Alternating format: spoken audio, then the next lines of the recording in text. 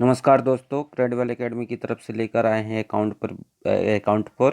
Account विषय पर आपको वीडियो। और क्रेडिबल एकेडमी की ऑफलाइन क्लासेस जो कि हनुमान नगर नई बस्ती सरदार पटेल उच्चतर माध्यमिक विद्यालय सतना के बगल से ही लगाई जा रही हैं। और इसके अलावा हम आप ऑनलाइन वीडियो आपके सामने लेकर आए हैं हमारे क्रेडिबल एकेडमी यूट्यूब चैनल पर। आपको हम लेके चल रहे हैं। आज हम लेके आए हैं दोस्तों आय व्यय खाता और चिट्ठा कैसे बनाते हैं, इससे संबंधित वीडियो। तो सबसे पहले हम सवाल लेके आए हैं अरविंद पुस्तकालय की स्थिति विवरण 31 मार्च 2018 को बनाइए निम्न प्रकार था। ये हम इसका 20वां सवाल लेके आए हैं दोस्तों। आपके सामने प्रस्तुत है स्थिति विवरण। कह रहा है कि आय व्यय खाता के लेनदार आय व्यय खाता के लेनदार कह रहा है कि 1300 रुपये हैं। और पूंजी आय पर व्यय का अधिक कह रहा है कि 88,700 रुपये है। रोकड़ कह रहा है कि 6400 रुपये है।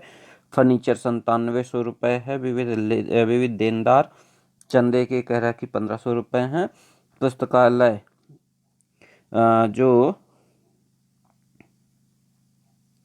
पुस्तकालय पुस्तकालय की आप देख सकते हैं। पुस्तकालय कह रहे कि 33,700 रुपये। विनियोग कह रहे कि 10,000 रुपये। और भवन पर कह रहे कि 28,000 रुपये हैं। वर्ष भर के नगद व्यवहार कह रहे निम्नलिखित थे। रोकड़ प्राप्तियाँ प्राप्ति पक्ष में देखें, रोकड़ शेष कह रहा है कि 1 अप्रैल 2017 को 6400 रुपये। प्रवेश शुल्क 5,000 रुपये। चंदा 17,000 रुपये। पुराने फर्नीचर की बिक्री 12,000 रुपये, माफ़ करिएगा 1200 रुपये।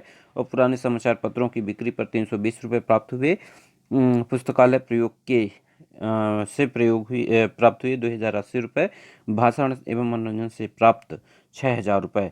वेतन 4800 रुपये। म्यूनिसिपल कर कह रहे हैं कि 1400 रुपये। भवन व बीमा का 1,000 रुपये। पुस्तकें कह रहे हैं कि 2500 रुपये।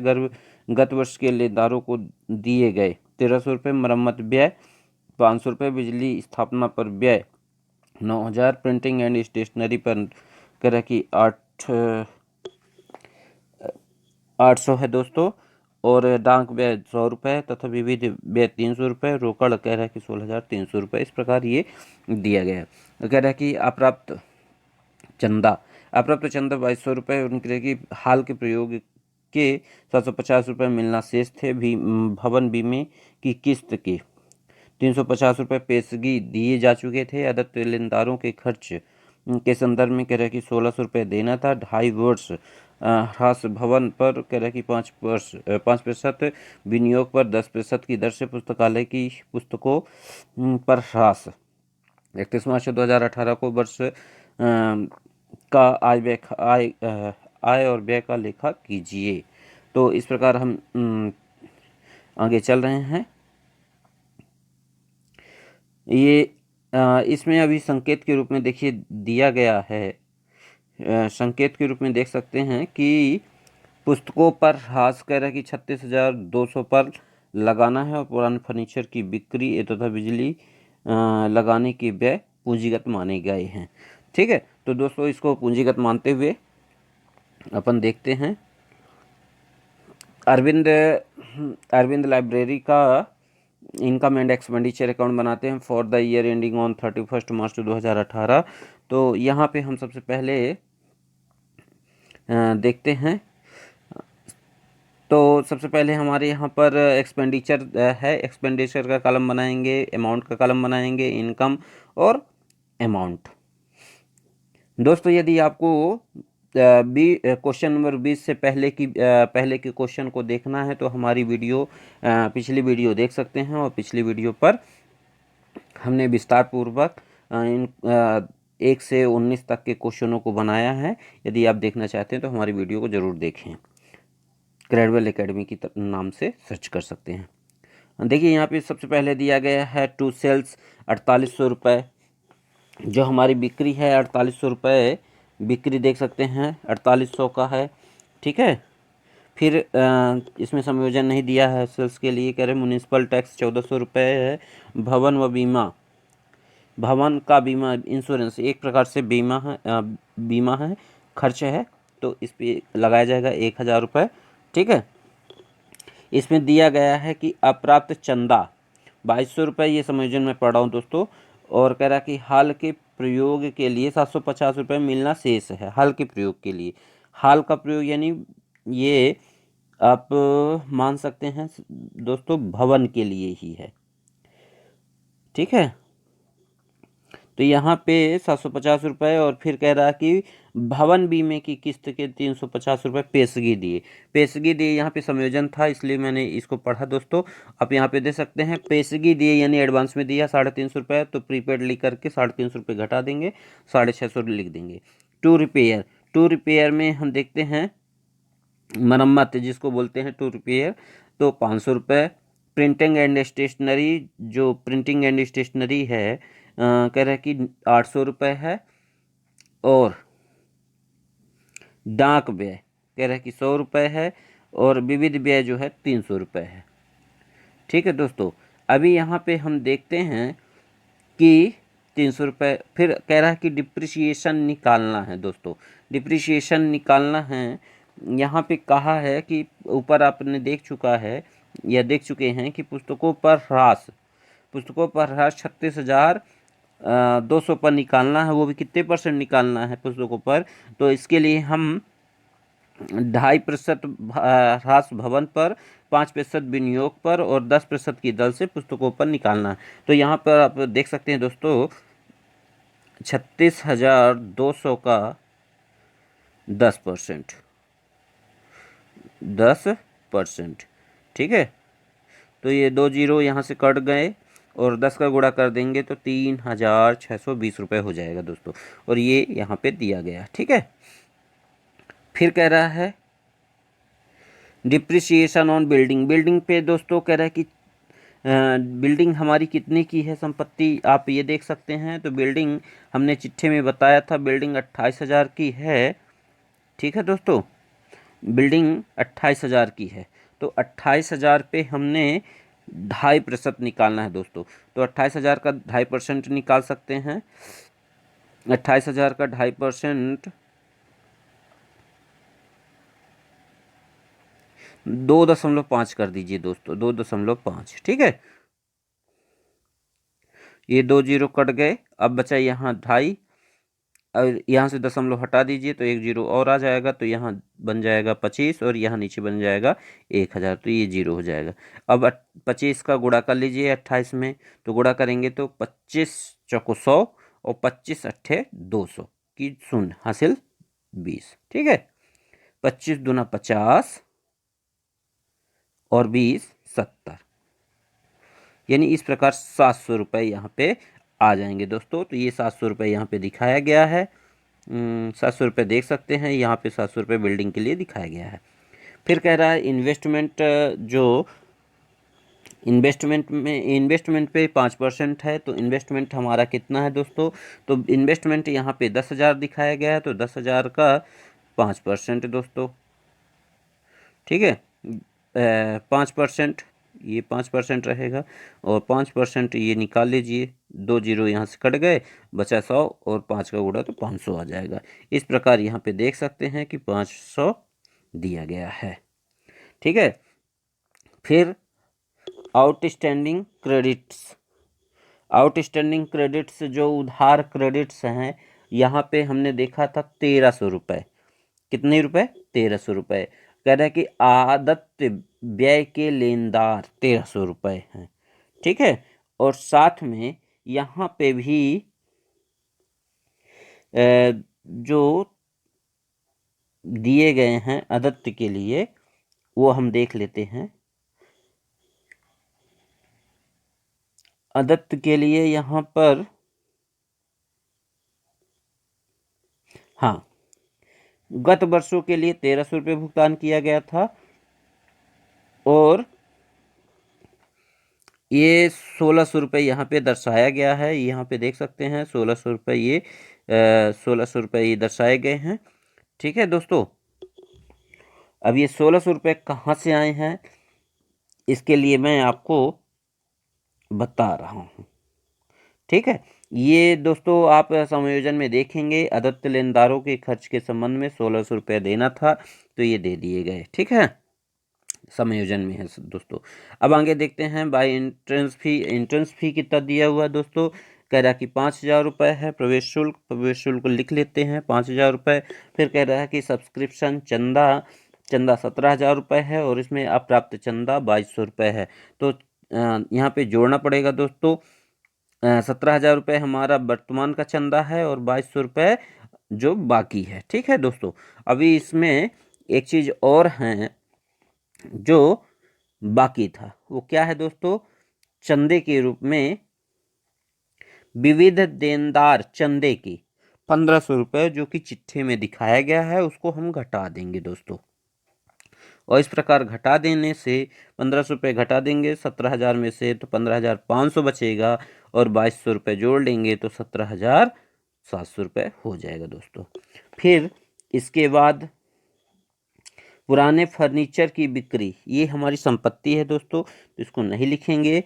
फिर कह रहा है पुस्तकालय, ये न्यूज़पेपर यानी पुराने समाचारों की बिक्री से प्राप्त 320 रुपये। फिर कह रहा है कि रेंट, भवन का किराया प्राप्त हुआ। भवन का किराया कितना प्राप्त हुआ था दोस्तों, 2,080 रुपये। और इसमें हमें कह रहा है कि भवन के किराए के रूप में 2,080 रुपये प्राप्त हुए, और 750 रुपये मिलने शेष थे। ठीक है दोस्तों, और इसके अलावा चिट्ठे में भी लिखा गया है भाषण हाल के प्रयोग के लिए 700 रुपये। तो 700 रुपये हम पहले घटा लेंगे जो लास्ट ईयर का था, और साथ में ये 750 रुपये आप देख सकते हैं ये समायोजन में दिया गया है, तो इसको जोड़ लेंगे। ठीक है, तो 750 रुपये, 2,080 रुपये में 700 रुपये घटा देंगे पहले, तो 13,080 रुपये हो जाएगा। फिर 750 रुपये उसमें फिर से जोड़ लेंगे, यानी अर्न लिख करके, और इस प्रकार 2,130 रुपये हो जाएगा।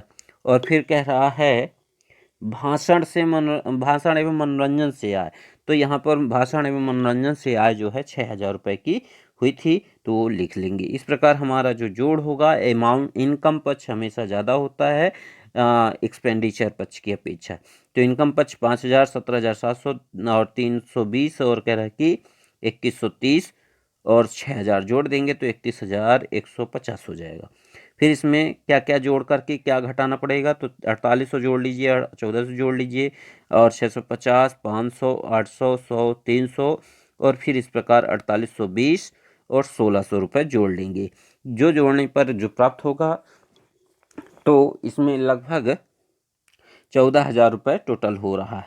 31,150 में से घटा देंगे तो 16,180 रुपये प्राप्त हो जाएगा।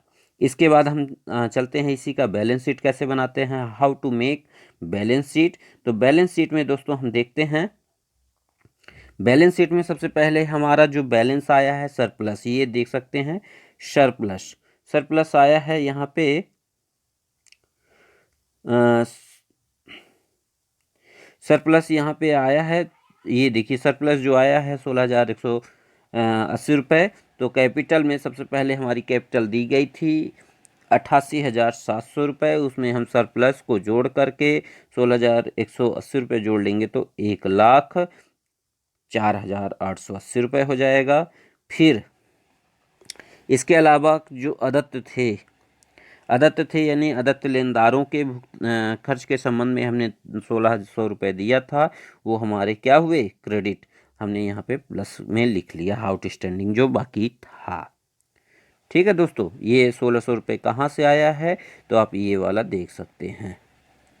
ठीक है, फिर कह रहा है कि कैश इन हैंड दोस्तों देखिए, इसका कैश इन हैंड यानी आप प्राप्ति एवं भुगतान खाता सवाल में देखेंगे, प्राप्ति एवं भुगतान खाते का जो बैलेंस बचा था रोकड़ से वो 16,300 था, वही हमारा बैलेंस शीट का क्या बन गया, कैश बन गया है।